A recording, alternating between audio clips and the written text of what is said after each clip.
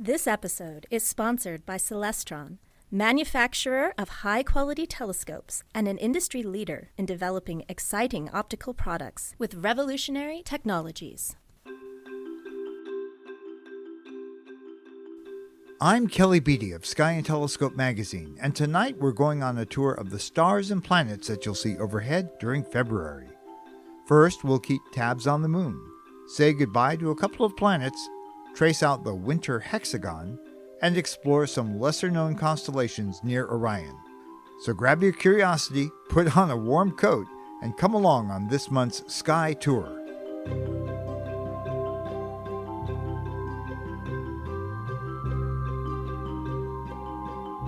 As each month begins, I like to imagine what the moon will look like over the next few weeks and where it'll be in the sky. Usually, I make a mental note of the month's first major lunar phase. But this month it's tricky, because that would be the last quarter moon on February 2nd. Whenever I hear last quarter, I think to myself, better get up before dawn, or wait to catch it high overhead in the morning daytime sky. New moon follows on the 9th, and in the days thereafter you can look for a thin crescent in the evening sky. Right now the moon's orbit hits the western horizon at a steep angle, so you'll be surprised how quickly that waxing crescent climbs upward and becomes apparent. In fact, if your sky is super clear on February 10th, look very low in the west, starting about 20 minutes after sunset. With luck, you'll see a faint, incredibly thin lunar crescent just barely 24 hours past the moment of new moon. Those of you on the West Coast have a slightly better chance of success, and I give you all permission to cheat and use binoculars. First quarter follows on the 16th, but a couple of days before that, on the 14th, the fat lunar crescent slides not far from Jupiter, and they'll make a lovely pair. The full snow moon rounds out our lunar cycle on February 24th. Visually, this will be the smallest full moon of the year. Now, it's common these days to hear about supermoons, which honestly aren't all that super, but can you discern that this one is a minimal moon? Have a look and judge for yourself. This time of year, it's not all that hard to get out of bed well before sunrise. So, if you're up early enough and it's still dark, you'll notice something strangely familiar about the stars that are arrayed overhead. For example, look towards south and you'll recognize the distinctive arc of Scorpius. Well up in the east are Vega, Deneb, and Altair, corners of the summer triangle. These are indeed the stars of northern summer, so what's going on? Well, several months from now, Earth will have swung about halfway around its orbit, and that change will cause a big westward shift of these stars and constellations from the morning sky into the evening sky. Conversely, the stars that we're now seeing after sunset will have swung around into the pre-dawn sky. There are a couple of planets lurking around before sunrise, but it's hardly a celestial spectacle. Venus is way lower down than it was just a couple of months ago. Look for it close to the southeastern horizon by the width of your clenched fist held at arm's length. Start looking about an hour before sunup early in February, but more like 30 minutes beforehand at month's end. The only help here is that Venus is really bright, so you will see it if your view in that direction is free of buildings and trees and if the sky is clear.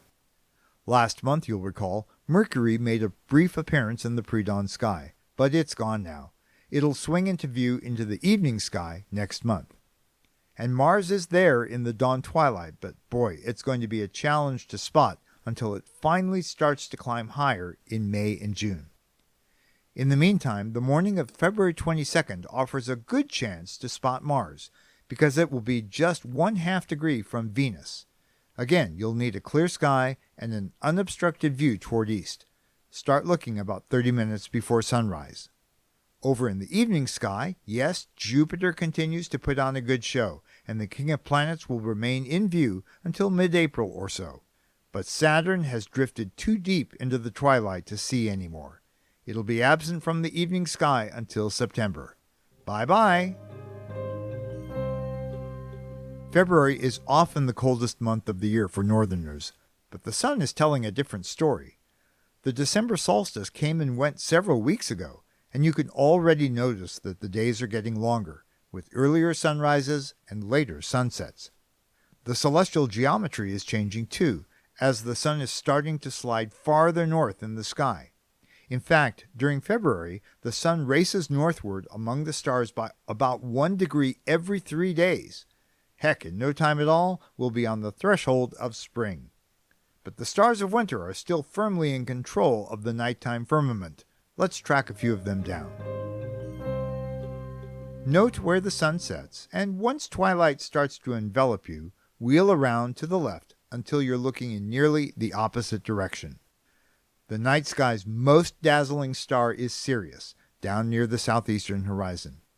Also known as the Dog Star, Sirius appears so bright partly because it is bright, outshining the sun by 25 times, and partly because it's relatively close by, only 8.5 light years away.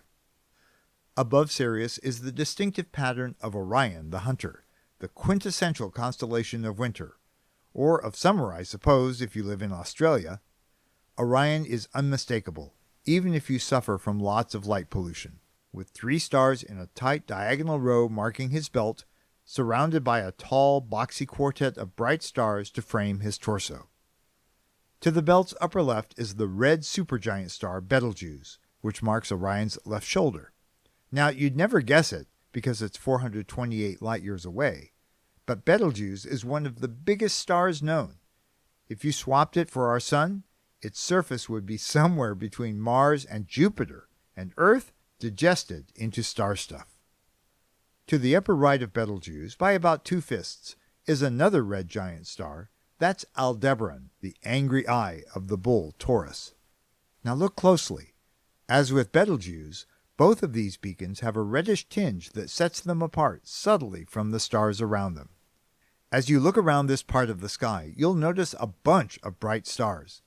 Sky gazers often trace out an enormous 6-sided pattern called the Winter Hexagon that connects them. To find it, imagine that Betelgeuse is in the middle of the hexagon. To its lower right, on the other side of Orion's belt, is icy white Rigel, marking the hunter's left leg. The long-ago Iranian astronomer al-Sufi called this star Rai al-Jawza, the herdsman of Jawza. And what was he herding? Camels, it seems, represented by 2 stars in the belt, Betelgeuse and Bellatrix, which marks Orion's other shoulder. Now today we know that Rigel is actually a system of at least 4 stars, 860 light-years away, that appear as a single blue-white point of light to the eye. From Rigel, slide your gaze to the lower left by 3 fists until you reach Sirius. Now count clockwise around the hexagon, heading upper left by another 3 fists until you reach the star Procyon. Glide to the upper left until you reach Pollux, and above it Castor. These are the twins of Gemini. Continue to the upper right of the twins, almost to overhead, to find Capella. From there it's a 3-fist hop down to Aldebaran, and another 3-fist hop brings you back to Rigel. There you have it, the Winter Hexagon. Rigel, Sirius, Procyon, Pollux, Capella, and Aldebaran, with Betelgeuse anchoring its middle. Now even if you suffer from awful light pollution, these stellar sparklers will be hard to miss.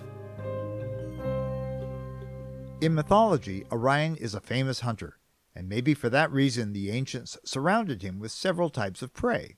Sure, Aldebaran and the stars of Taurus the bull are to Orion's upper right, but I'm talking about other critters that are lurking right around Orion and even under his feet. For example, shift your gaze to the right of Orion, the region of sky just below Taurus. Even if you don't have a lot of light pollution, you'll see that there's not much there. But every bit of the entire sky belongs to one constellation or another, and the wide expanse just to Orion's west is a huge but very dim constellation named Eridanus, representing an ancient mythical river. It begins at the foot of Orion, near Rigel, and meanders sideways and downward for quite a distance. Its brightest star, Achernar, is well below the horizon for us northerners. But Achernar is a prominent nighttime beacon for those in the southern hemisphere. Now look to Orion's left, and again you'll notice lots of rather starless real estate between the great hunter and brilliant Sirius. But there are plenty of stars here, even though they're faint, and they form a sizable constellation named Monoceros, the unicorn. Its head and horn are just to the left of Betelgeuse, and the body stretches eastward between the bright stars Procyon and Sirius, with its hind end about 2 clenched fists to the upper left of Sirius. And if Orion is such a great hunter, how can he miss a celestial hare, the constellation Lepus, right under his feet? I like spotting Lepus because it does look like its namesake. Its head is on the right, marked by a small trapezoid of 4 stars, with pointy ears extending upward just beneath Rigel. And to their left is an arc of stars along its back and hindquarters. Now, for extra credit, and I'm especially talking to those of you who live farther south, there's yet one more bit of prey hidden beneath Lepus, about 2 fists lower down. That would be Columba, the dove. It made its first appearance on star maps in the late 16th century as Columba Noachi, Noah's dove, which the biblical boat builder released after the Great Flood. It later returned with an olive branch in its beak, signifying that dry land was nearby. That's about it for this month. If you want more tips for viewing the night sky, including a free interactive star chart for any time or date, check out our website, skyandtelescope.org. If you haven't already subscribed, you can find this sky tour on Apple Podcasts, Spotify, Stitcher, or wherever you listen. And please leave a rating or a review. It'll help me to do a better job and help others to find the show.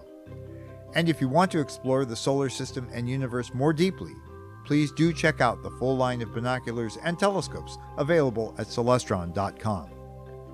Sky Tour is a production of Sky and Telescope, a division of the American Astronomical Society, and is produced by me, Kelly Beatty. Next month, I'll introduce you to twin brothers who've really made a name for themselves in the sky. Until then, I wish you clear skies.